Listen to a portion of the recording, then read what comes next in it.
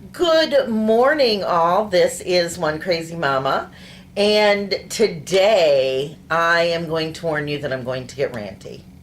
I promise you that I will do it because I'm on a topic that just brings me so much frustration with the way that we act in the world today. I'm going to just start right off with reading this Bible verse. It's from John chapter 13, verses 34 to 35. Love one another is the theme here, and it just gets me so mad when we get so mired down by hate rather than love. A new command I give you: love one another. Wow. As I have loved you, as God has loved you, love one another. So you must love one another. By this all men will know that you are my disciples, if you love one another. How many times in there? So I'm just going to read it without my little commentaries in between. So I'm going to read that to you again. A new command I give you: love one another, as I have loved you. So you must love one another. By this all men will know that you are my disciples, if you love one another.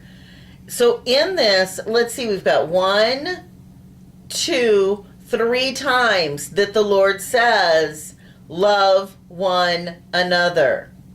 How many times must we beat into our heads? Love one another. And here's the big one: love despite differences instead of hate because of the differences. You know, it's just like, it's one of those mind-blowing things, like, but it's a tough task. It's a tough one when somebody is so different from us, or we just don't relate to them, or we think, oh my goodness, they're just the biggest fool I've ever met. You still gotta love them. And when you love them, it's a lot harder to criticize them consistently. And so I did a little bit of study on this. And so an intense feeling of deep affection, that is love. An intense feeling of deep affection. Love is a choice. It's a choice to have that intense feeling of deep affection. We are to have that for all other people. Not just for the people in our family, not just for our friends, not just for the people going to church with us, not just for the people in our village or the people that we know.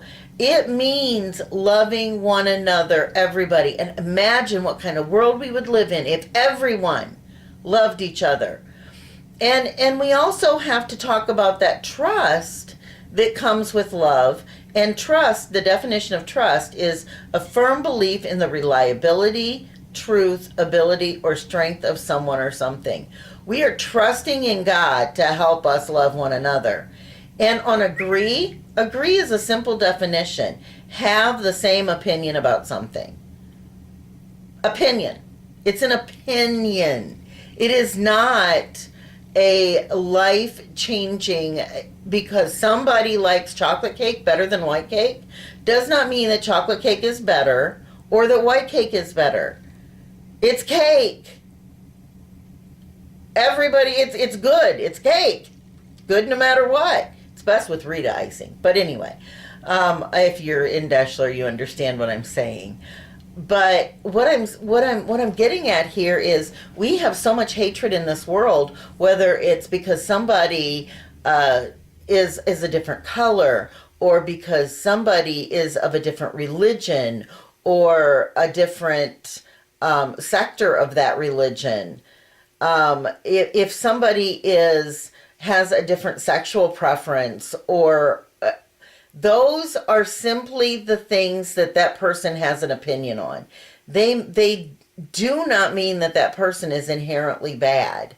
And so we need to love one another. And it's a choice to love one another, and it's a practice that will bring you so much joy and so much happiness. Because I will tell you right now, hating people, it brings me down. Loving people brings me up, and being loved by others also brings me up.